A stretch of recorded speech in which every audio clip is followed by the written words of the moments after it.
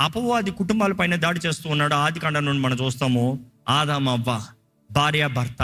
అక్కడ నుండి చూస్తాము సహోదరుల మధ్య, బిట్వీన్ ద సిబ్లింగ్స్. ఎవరు? కయ్యేను, హేబేలు.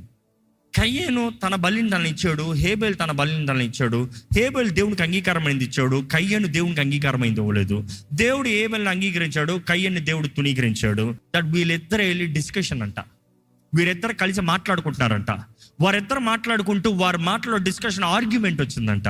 ఆర్గ్యుమెంట్ వచ్చింది కానీ సెటిల్మెంట్ రాలే. కయ్యేను హేబేల్ని చంపాలని కుట్ర వేసి చంపలేదు. అక్కడ చదువుతూ మనం అర్థం చేసుకోగలిగింది, ఆ ఆర్గ్యుమెంట్లో కోపంలో తీసుకొట్టి చంపేశాడంట. తీసుకొట్టి చంపేశాడు. దేవుడు వచ్చి అడుగుతున్నాడు, కయ్యేను నీ తమ్ముడు ఎక్కడ? ఆవిడికి చంపి పాతి పెట్టేశాడంట.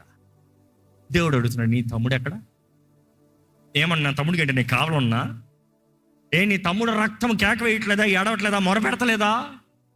You see, you need to understand, God is gonna hold you accountable for every action of yours. Every action of yours. నువ్వు అంటున్నావు సెటిల్ అయిపోయింది, కోపం లేదో చేశానో పాతి పెట్టేస్తాను లేదు. దేవుడు అంటున్నాడు, ఎక్కడ పోదు. నువ్వు చేసిన ప్రతి పనికి నేను లెక్క అడుగుతాను, జాగ్రత్త. నీ జీవితంలో నువ్వు చేసిన ప్రతి నిర్ణయానికి నేను లెక్క అడుగుతాను, జాగ్రత్త. నువ్వు చేసిన అన్యాయపు కార్యాలకి నేను లెక్క అడుగుతాను, జాగ్రత్త. You better confess, set right, come in to reconciliation. పశ్చాత్తాపడి ఒకరిని ఒకరికి క్షమాపణ కలిగి సమాధానంతో ముందుకెళ్తే మాత్రమే ఆ అపవాదిని బయటికి పారదోలుతాం.